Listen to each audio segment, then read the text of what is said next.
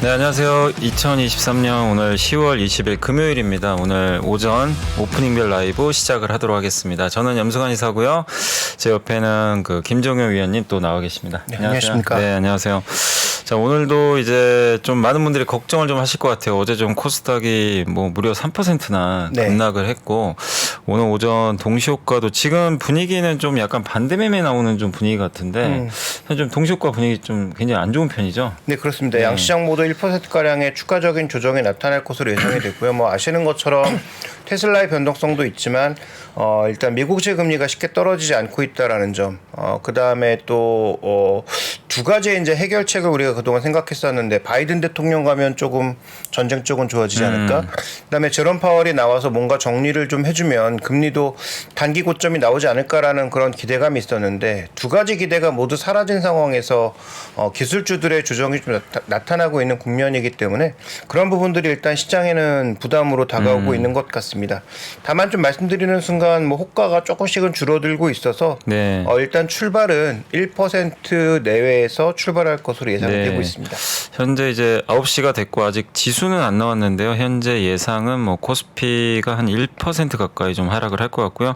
코스닥은 1% 조금 더 넘게 하락 출발을 할 걸로 지금 예상가는 좀 나오고 있습니다. 주요 기업들도 일단 출발을 했는데 지금 보면 거의 다 파란색이에요. 그래서 지금 출발은 다 안 좋은 상황이고 일단 코스피가 나왔네요. 마이너스 24포인트 하락을 해서 결국 좀 2,400을 좀 이탈하면서 좀 부진하게 출발을 했습니다. 0.96% 정도 하락을 했고요. 하락이 630개로 좀 압도적으로 많은 상황입니다. 코스닥은 마이너스 9포인트 빠져서 어제 충격이 더 이어지고 있고요. 마이너스 1.16% 하락을 해서 775포인트까지 밀렸고요. 상승이 209개, 하락은 한 1191개 정도로 지금 많은 기업들의 주가가 좀 하락을 하고 있는데 일단 오늘 코스피 쪽부터 한번 좀 출발 상황 한번 봐주시면 좋을 것 같습니다. 네, 일단 전체적인 동향을 살펴보면 말씀해 주신 것처럼 지수는 1% 정도의 하락세를 양시장 모두 보여주고 있습니다. 다만 낙폭을 추가적으로 벌리지 않고 선물시장 쪽에서는 오히려 낙폭이 더 작게 나타나면서 움직이고 있는 모습이고요. 어저께 말씀드렸던 것처럼 장 초반에 나타난 외국인들의 대량 선물 매도가 과연 어떤 방향을 보여줄 것이냐 양방향 모두 좀 고민해 볼 필요가 있겠다라고 말씀을 드렸는데 안 좋은 방향으로 일단 전개가 된 상황이죠.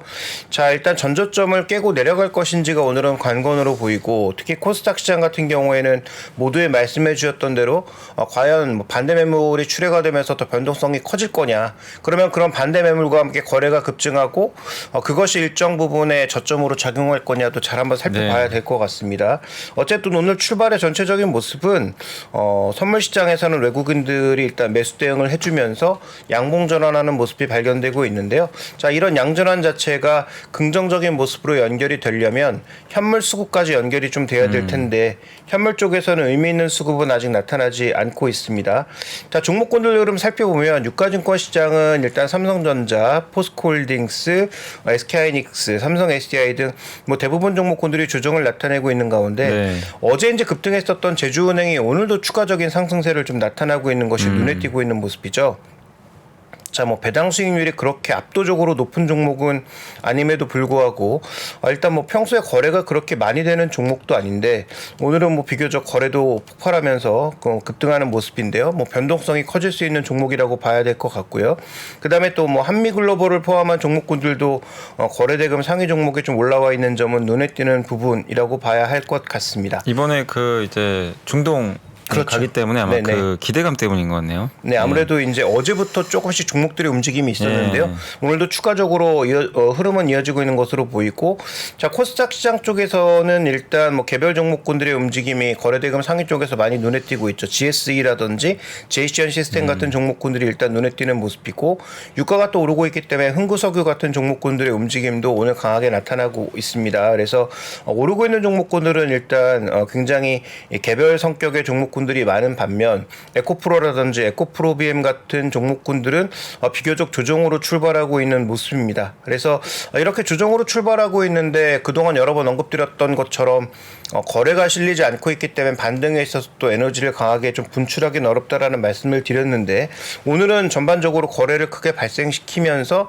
뭔가 반전의 신호를 줄 것인지 주가의 등락도 중요하지만 거래량의 강도를 한번 잘 살펴보시는 것도 의미 있는 시그널이 될 것 같습니다. 네, 오늘 어쨌든 이제 좀 대체적으로 굉장히 좀 부진하게 시장은 출발했고 오늘 이제 중동 이제 뭐 사우디하고 아랍에미리트 이제 그쪽 정상회담이 좀 있잖아요. 이제 네. 그 관련해 가지고 아무래도 이제 건설 업종한테 좀 우호적으로 작용을 하는 것 같고. 그다음에 일부 석유 관련주라든가 이쪽 뭐 전쟁 관련주들이 강세를 보이는데 이거는 어쨌든 그만큼 좀 시장이 좀 좋지 않다라는 또 부분이 아닌가 이렇게 이런 걸 좀 나타내는 것 같고요. 오늘 에코프로 BM도 그렇고 에코프로도 그렇고 또 코스피 쪽에서는 LG화학과 삼성 SDI가 지금 상당히 안 좋은 걸 보면 네.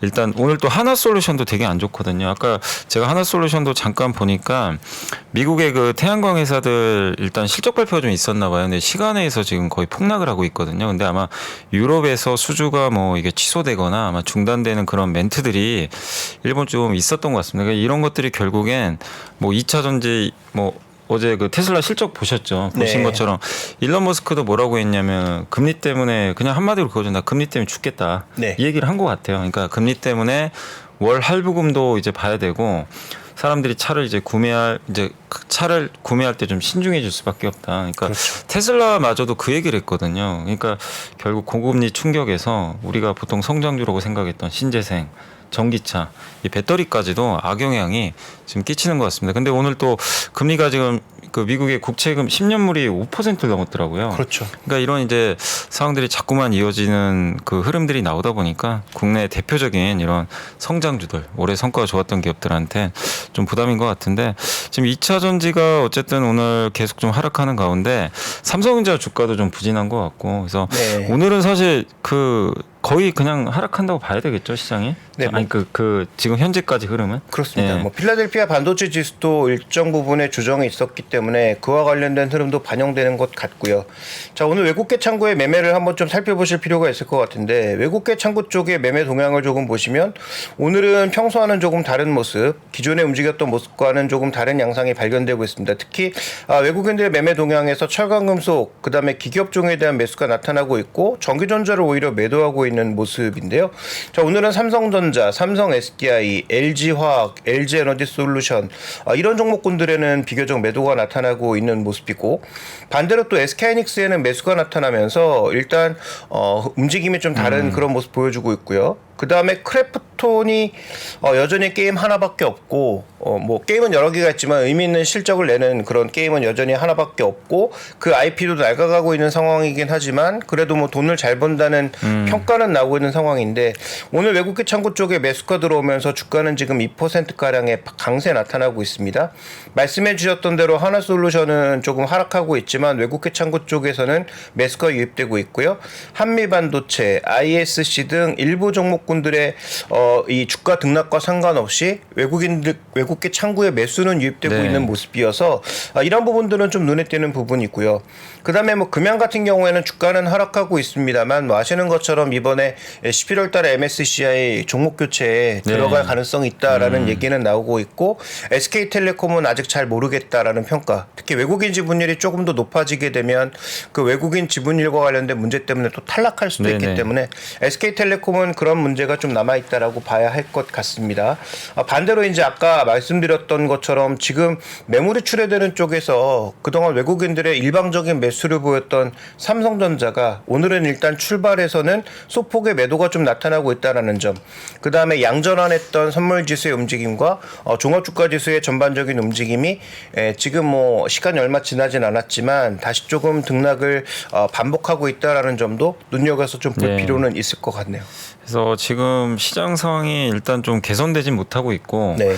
말씀하신 것처럼 이제 대표 기업들의 주가가 좀 부진하다 보니까 코스피, 코스닥 모두 다 지금 조금씩 더 낙폭이 약간씩 커집니다. 물론 이제 어제만큼의 충격은 좀 아니지만 현재까지 좀 시장 분위기는 굉장히 좀 안 좋은 상황으로 좀 흘러가고 있고 결국 이게 금리가 좀 꺾여야 될 텐데 그 신호가 아직 안 보인다는 게 그렇죠. 그러니까 지금 어떻게 보면은 우리나라 증시가 결국 한쪽에선 금리 충격을 좀 받고 있고 또 한쪽은 이게 지금 전쟁 충격도 지금 동시에 받고 있는 거잖아요. 네, 그러니까 어떻게 그렇습니다. 보면 약간 지금 테러가 없는 상황인데 이 테러를 누군가 좀 열어줘야 되는데 그걸 열어줄 뭔가 이벤트가 좀 나와야 되잖아요. 아니, 그렇죠. 그러니까 이스라엘 갔던 이제 바이든 대통령이 뭔가 성과를 좀 내주시든가 그 전쟁이 좀 이제 확전은 안 되겠구나라는 신호만 나와도 네. 증시가 일단 테러 하나는 열리는 거고 근데 금리가 내려가는 또 테러가 열리려면 사실 이거는 좀 불편하지만 미국 경제가 좀 안 좋게 나와야 되잖아요. 명확한 TV에. 오늘 가이드를 제시했잖아요. 예. 네. 예, 그러니까 경기가 좀 꺾여야 된다. 그러니까요. 예. 예. 근데 그건 물론 아플 수밖에 희생자가 좀 나올 수는 있겠지만 어쨌든 그 두 가지 면에서 뭔가 하나라도 좀 테러가 나오기 전까지는 참 증시가 계속 좀 이렇게 하락 압박을 좀 받을 수밖에 없는 좀 그런 상황으로 좀 전개가 되는 것 같아서 굉장히 좀 어렵고 좀 안타까운 그런 상황인데 다만 이제 우리나라 증시에 이제 많은 분들이 공통적으로 얘기하는 건 좀 그래도 밸류에이션 자체는 워낙 네. 좀 싸고 또 최근에 뭐 수출 데이터도 그렇고 중국의 지표들은 좀 살아나더라고요. 또 그렇죠. IT 네네. 지표도 좀 살아나니까 그런 것들은 뭔가 좀 방어막 역할을 좀 해주지 않을까. 그래서 지금 지수대에서 뭐 너무 공포감까지 가지실 필요는 없겠지만 아까 말씀드린 금리라든가 전쟁 쪽과 관련된 뭔가 이 분위기 반전이 좀 나와줘야 좀 확실한 상승 전환이 좀 가능하지 않을까 일단 이렇게 좀 보고 있고 근데 오늘 보니까 셀트리온이 주가가 조금 좀 빨간색 좀 보이는데 제가 알기로는 이제 셀트리온이 오늘까지 이제 합병 이슈가 좀 있잖아요. 네, 그래가지고 맞습니다. 아마 오늘 혹시라도 내가 나는 반대한다 합병 그러신 분들은 오늘까지 반대 의사를 통지를 하셔야 된다라고 좀 이렇게 말씀을 좀 드리고 싶고 아마 대부분 찬성하는 걸로는 제가 좀 알고 있는데 네. 혹시라도 반대하시는 분들은 오늘까지 하셔야 되고 그다음에 23일하고 11월 13일까지 매수 청구 기간이에요. 그래서 반대하시는 분들은 그때 이제 매수 청구 하셔가지고 이제 주식을 사주는 거죠, 이제 셀트리온에서. 근데 이제 주의하실 게 이게 매수 청구 금액이 1조 원이 넘어가면 그렇죠. 아마 합병이 안 될 수도 있다고 합니다. 그래서 네. 아마 그 셀트리온 주가가 올라갈수록 이제 합병 가능성이 높아지는 거잖아요. 근데 지금 주가가 이 매수 청구가보다 좀 낮은 것 같더라고요. 그죠? 네, 아직은 좀 격차가 있고요. 그다음에 서정진 회장이 일단 1조가 넘어가서 네. 매수 청구권 때문에 만약에 합병이 행사되지 않을 경우에도 뭐 추가적인 플랜이 있다. 뭐 이런 얘기를 하긴 했는데 네. 어쨌든 뭐 시장에서 기대한 것은 3, 4합병이 단계적으로는 하나하나 좀 진행돼야 되는 네. 상황이니까 만약에 이런 이슈들이 빠르게 진행되지 않으면 셀트리온 같은 경우에도 지금 그 이슈를 제외하면 주가를 부양할 만한 이벤트가 별로 없는 상황이니까 뭐 실적은 뭐 크게 나빠지진 않는다고 하더라도 또 개선되는 모습도 최근에 보여주지 못하고 있고 오히려 기대치를 하회하는 모습도 보여줬기 때문에 아마도 셀트리온도 그런 이벤트를 좀 채워가는 것이 좋지 않을까라고 보여지고 있고요. 뭐 셀트리온 얘기가 나온 김에 삼성바이오로직스도 잠깐 얘기해 보면 일단 뭐 70만 원권 초반에서는 더 이상은 쉽게 밀리지 않는 그런 모습이 발견되고는 있는데 자, 이 종목 같은 경우도 최근에 론자의 실적을 봤을 때 좀 실망스러운 가이던스 네. 때문에 삼성바이오로직스도 결국 뭐 론자라든지 우신바이오 그다음에 뭐 삼성바이오로직스가 3자가 대결하고 있는 구도 아니겠습니까? 네네.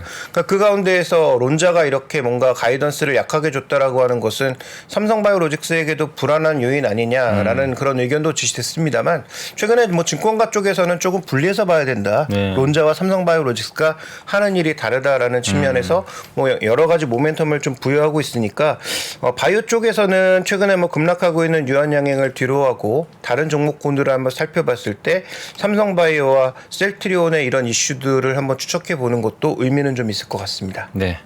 자, 오늘 셀트리온은 그래도 좀 견조하긴 한데 이 증시 자체는 굉장히 좀 답답한 그런 흐름들이 아직까지 좀 나오는 것 같고 그리고 오늘도 아까 잠깐 뉴스 보니까 트럼프 대통령하고 바이든 격차가 좀 벌어졌더라고요. 네, 한 특히 4%. 바이든 대통령이 네. 많이 떨어지고 있는 것 이번에 같아요. 아마 또 중동 가서 좀 성과가 없는 것도 영향을 주는 것 같은데 결국 지금 이제 내년에 선거니까 뭐 바이든 대통령 입장에서 무조건 재선을 해야 되는 입장이고 그러려면은 제 생각에도 이 중동 사태 해결을 해야 될 것 같거든요. 그렇죠. 어떤 식으로든. 네, 이게 안 되면 해야죠. 결국 물가가 안 잡히는 거기 때문에 그래서 노력은 할 것 같은데 아직까지 성과는 없다 보니까 오히려 트럼프 대통령의 지지율은 좀 더 올라가지 않나 이런 생각이 되고 그러다 보니까 이제 2차 전지나 그 친환경주들한테 네. 조금 이게 불편할 수밖에 없잖아요. 공공연하게 나는 IRA 폐지시켜 버리겠다.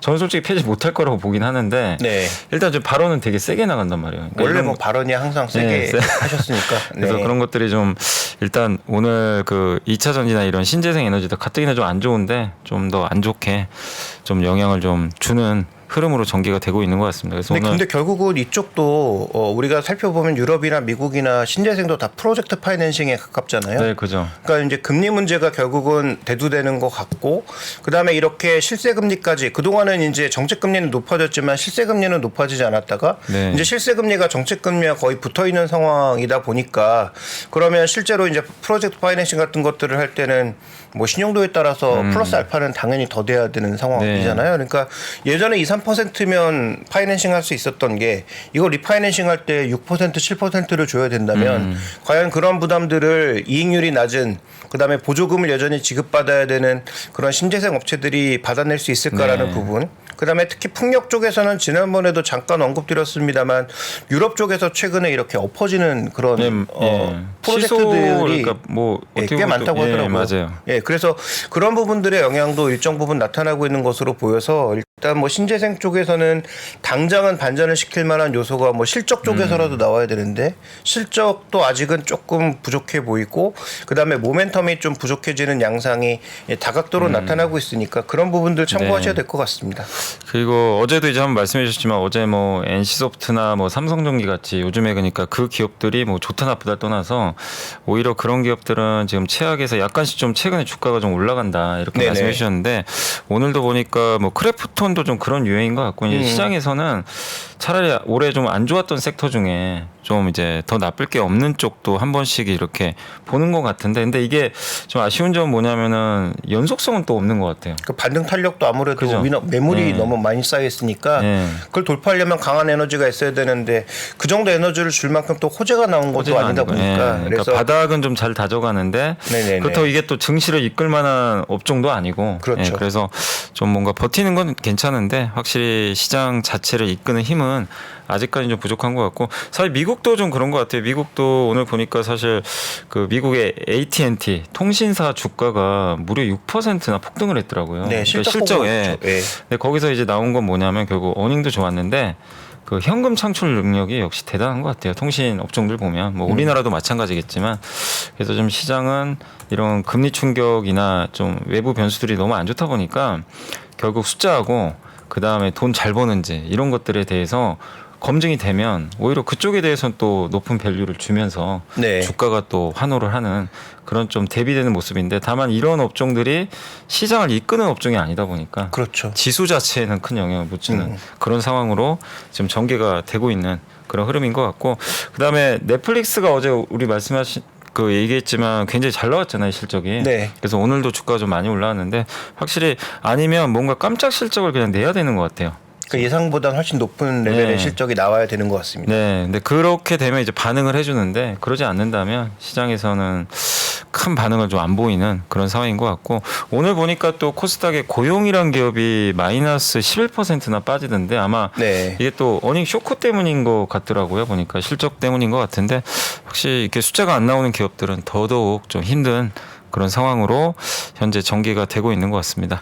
최근에 실적 자체는 뭐 안 좋았지만 수급은 뭐 외국인이나 기관이나 굉장히 유입되는 양상이었는데 좀 특이한 양상이네요. 어쨌든 네. 기관 외국인들이 최근 들어서 10월 초부터는 거의 연일 사는 모습을 네네네. 보여주었는데 오늘 또 실적 발표와 더불어서 주가의 변동성이 좀 커지는 건 눈에 띄는 부분이고요. 어저께 이제 뭐 삼성전기 그다음에 뭐 NC소프트 이런 종목군들이 의외로 잘 버틴다라는 말씀을 드렸는데 최근에 저도 이제 종목을 또 한번 쭉 이렇게 흐름을 돌려보다 보니까 LG전자도 생각보다 굉장히 견조하게 좀 버티는 게 눈에 네. 띄더라고요. 근데 그래서 LG전자는 또 숫자도 잘 나왔었잖아요, 저번에. 네, 그래서 아마 3분기에도 뭔가 좀 기대감이 있는 게 아닌가 싶기는 한데 이게 뭐 그렇다고 해서 전고점 뭐 13만 원까지 뭐 급하게 달려갈 가능성은 낮겠지만 네. 어쨌든 지금 이렇게 뭔가 불안불안한 구간에서도 일단 잘 버티고 있는 종목군들은 여러 번 말씀드리지만 한번 눈여겨서 볼 필요는 있겠다. 그래서 LG전자가 지금 실적으로 인해서 아마 버티는 것인지 아마 다른 모멘텀 때문에 버티는 것인지는 볼 필요가 있을 것 같고 이 종목도 지금 10월 달 들어서는 외국인과 기관들이 확연하게 뭔가 수급이 개선되는 모습은 나타나고 있습니다. 그래서 뭐 이런 종목이 좋다, 이런 종목들이 더 올라갈 것 같다, 지금 뭐 관심 있게 보셔야 된다라는 말씀을 드리고 싶은 게 아니라 지금 잘 버티는 종목군들의 공통적인 특성이 무엇인지는 한번 우리가 좀 판단해 볼 필요가 좀 있을 것 같습니다. 네. 그리고 오늘 뭐 장이 이게 참 걱정이네요. 지금 반등을 좀 못하고 있고 좀 회복이 좀 됐으면 좋겠는데 뭐 더 낙폭이 좀 확대되는 것 같고 뭔가 좀 이 분위기를 바꿀 만한 뭐 이벤트라든가 아니면 결국 외국인들이 수급에 또 키를 쥐고 있잖아요. 네. 이쪽에서 좀 반전이 나왔으면 좋겠는데 아직까지는 좀 그런 게 보이지 않아서 좀 증시는 좀 어렵게 흘러가고 있고 또 전기전자를 그동안 좀 외국인들이 샀는데 오늘은 좀 많이 파는 것 같습니다. 현재까지 한 300억 정도 전기전자 매물이 나오는 것도 일단 시장에는 좀 부담으로 작용을 하고 있는 것 같습니다. 그래서 아직까지는 증시는 좀 바라는 반등은 좀 나오지 않고 있고 추가적인 하락이 좀 나오는 그런 상황으로 전개되고 있다, 이렇게 말씀드리고 싶고요. 제가 오늘 그래도 좀 보고서 하나 좀 갖고 오긴 했는데 뭐 간단하게만 하나 그 중국 스마트폰 판매 데이터가 좀 나와가지고요. 그것만 좀 말씀드리면 그래도 분명히 좀 긍정적인 부분들은 좀 있으니까 이런 네. 것들은 좀 참고하시면 좋을 것 같고요. 중국의 스마트폰 그 판매, 그러니까 출하량 말고요. 출하량은 아직도 역성장은 맞는데 많이 줄어들었고 실 판매 데이터가 29개월이면 몇 년이죠? 이게 29개월이면 2년 반인가요? 그죠? 그렇죠. 2년 반 만에 드디어 전년 대비 플러스 증가했다고 합니다. 정말 오랜만에 이 터널을 탈출한 좀 그런 느낌인데 9월은 더 좋을 걸로 보는 게 왜냐하면 이제 애플 신제품 나왔고 거기다 화웨이폰이 지금 9월부터 흥행을 하고 있거든요. 네. 그래서 아마 9월 달 데이터는 더 좋지 않을까라는 그런 이제 분석이고 다음 페이지 한번 좀 보시면 여기 뭐 그래프도 이렇게 좀 나와 있지만 이 중국 컴퓨터 스마트폰 재고가 전년 대비해서 보면 증가율이요. 지금 마이너스권에 거의 머물러 있잖아요. 그래서 저게 5월부터 마이너스 찍었다고 합니다. 저 전년 대비 그 이제 증가율이 그러니까 그만큼 이제 재고가 줄었다는 얘기죠. 예, 그렇죠. 줄고 있다는 얘기인데 네. 저게 감소하고 나서 한 7, 8개월 정도 지나면은 재고가 이제 다시 한번 이제 유의미하게 좀 이렇게 돌아선다고 하더라고요. 그러니까 재고 축적 사이클이 시작이 된다. 그거를 아마 올해 말이나 내년 1분기부터로 좀 보고 있는 것 같아요. 그러니까 그런 걸 좀 우리가 염두에 둔다면 가장 대표적으로 어제도 뭐 MLCC 한번 언급해 주셨잖아요. 그러니까 네. MLCC가 과거 중국 업체들이 이렇게 재고 축적 사이클에 호조를 좀 보였다고 하니까 이건 꼭 사실 MLCC뿐만이 아니라 우리나라가 중국 쪽에 스마트폰 쪽에도 납품하는 기업들이 많이 있잖아요. 부품 그렇죠. 회사들이 뭐 네. 사실 반도체도 들어가는 거고. 카메라 모듈도 그렇고. 네. 네. 그래서 저게 좀 살아난다는 거 IT 경기에는 분명히 또 좋은 뉴스 있으니까 그래서 우리가 좀 시장은 안 좋더라도 분명히 좀 뭔가 펀더멘털상 개선되는 부분들은 좀 놓치지 말고 이렇게 보셨으면 해서 한번 보고서를 좀 가져와 봤습니다. 자, 그리고 저희가 일단은 이제 오전에 좀 해드릴 거는 한번 이렇게 대부분 좀 훑어드렸고 좀 뭐가 시장이 좀 이렇게 올라가야 저희도 좀 할 얘기가 많은데 좀 답답하긴 하지만 저희가 이제 오전에 해드릴 내용은 이제 어느 정도 좀 정리해드렸고 잠깐만 저희 좀 광고 보고 와서 마무리 하도록 하겠습니다. 잠시만 또 기다려주시면 감사하겠습니다. 아세요, 이 소리? 닭고기는 많이 커, 맞죠? 나도 아는데? 닭고기는 많이 커. 닭고기는 많이 커, 많이 커. 대한민국 최초의 닭고기 브랜드 마니커. 이제 마니커 닭고기 먹고 많이 크세요. 닭고기는 많이 커. 텐서마. 나를 위한 텐서마. 안전하고 강력한 고주파 에너지로 시작하세요. 나를 위한 텐서마. 효과는 텐서마. 의료기기 광고 심의필. 네, 현재 이제 코스피 다시 한번 좀 말씀드리겠습니다. 마이너스 39포인트 1.63% 급락한 지금 2,376포인트 기록하고 있고요. 코스닥 같은 경우는 769포인트 그래서 1.9% 역시 마찬가지로 급락세를 좀 보이고 있고 주요 양시장의 대부분의 기업들이 좀 좋지 않은 특히 시가총액 상위 기업들의 주가 하락폭이 지금 회복이 되지 않고 좀 커지고 있어서 증시는 좀 어려운 그런 좀 상황인 것 같습니다. 그래도 우리가 좀 챙길 건 좀 챙겨야 되니까 오늘 뭐 일정이나 또 네. 주위에서 봐야 될 거 있는지 한번 말씀해 주시면 좋을 것 같아요. 네, 일단 일정으로 봤을 때는 뭐 조금 후에 중국의 10월 대출 우대 금리가 발표가 됩니다. 그래서 LPR 발표와 더불어서 어제 우리 증시만큼 또 빠진 게 홍콩 증시였거든요. 네. 그래서 이런 홍콩 증시의 변동성 한번 눈여겨서 보실 필요가 있을 것 같고, 그다음에 미국은 오늘 옵션 만기일입니다. 그래서 이 옵션 만기일과 관련된 뭐 단기 변동성 같은 경우에도 한번 생각해 볼 필요가 있겠고, 그다음에 도요타 자동차가 최근에 이제 일본 공장이 멈춰 있는 상황인데 네. 이것도 이제 재개 여부가 결정이 되니까 한번 살펴보실 필요가 있을 것 같습니다. 네. 뭐 그 외에 이제 여러 기업들의 실적 발표 있으니까 실적 발표에 대한 민감도는 점검해 보실 필요가 있겠고요. 그다음에 또 하나 좀 눈에 띄는 건 지금 선물 시장 동향인데 어저께도 이제 초반에 너무 이제 외국인들의 매물이 많아서 이 매물을 줄이느냐, 그다음에 이 매물이 현물 매물로 이어지느냐 이런 것들이 중요하다라고 말씀을 드렸는데 오늘 눈에 띄는 부분은 이틀간에 이렇게 급락을 하고 있는 부분인데 미결제 확정이 한 26만 계약부터 지금 시작해서 지금 현재 구간이 27만 7천, 27만 8천 계약 정도입니다. 그러니까 어저께 하락하기 시작한 순간부터 한 2만 계약 정도 지금 미결제가 늘어나고 있는 상황이거든요. 그러니까 신규 매도가 생각보다 이제 굉장히 늘고 있다라는 포지션이기 때문에 이런 포지션이 지금 주말이라고 하는 변수를 안고 넘어갈 건지 아니면 주말이라는 변수 때문에 2만 계약 정도의 매도 압력으로 시장을 좀 찍어 눌렀으면 오후장에서는 차익 매물이 나오는 그런 구간 혹은 뭐 반대 매물이 나오는 구간에서 빠르게 이걸 흡수하면서 이제 돌릴 것인지가 중요해 보이죠. 그래서 이번 물 들어서 12월 물 들어서는 최고치가 한 30만 계약 정도가 최고치였던 걸로 기억하는데요.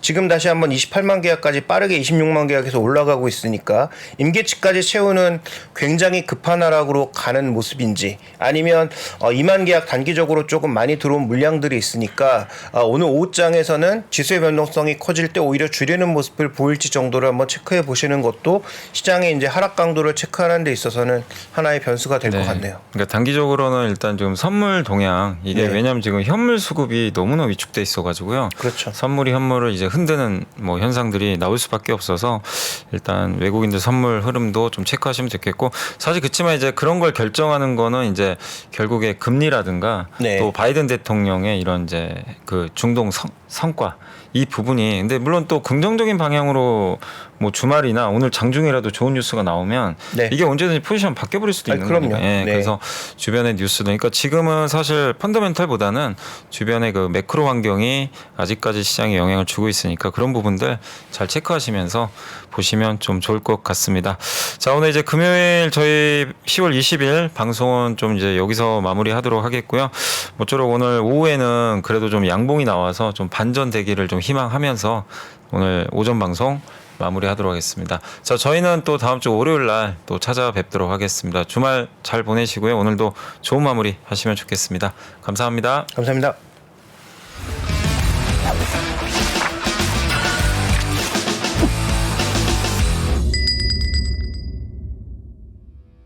외환위기 오는 거 아니에요? 금융위기 오는 거 아니에요? 이런 질문들을 좀 굉장히 많이 받았었습니다. 탐욕이 되게 강했을 때 위험자산으로서의 극단적인 쏠림이 나타나고 공포감이 극에 달했을 때 안전자산으로서의 극단적인 쏠림이 나타나거든요. 과거의 일이 미래에 똑같이 일어난다 이건 아니지만 그때 당시에 위기 상황에서는 어떤 공통점들이 있었는지를 보면서 우리가 대비를 하는 방법도 고민해 볼 수 있고요. 과거를 제대로 이해하는 순간 위기의 실체가 드러납니다. 오건영의 현실 경제 이야기를 서점에서 만나보세요.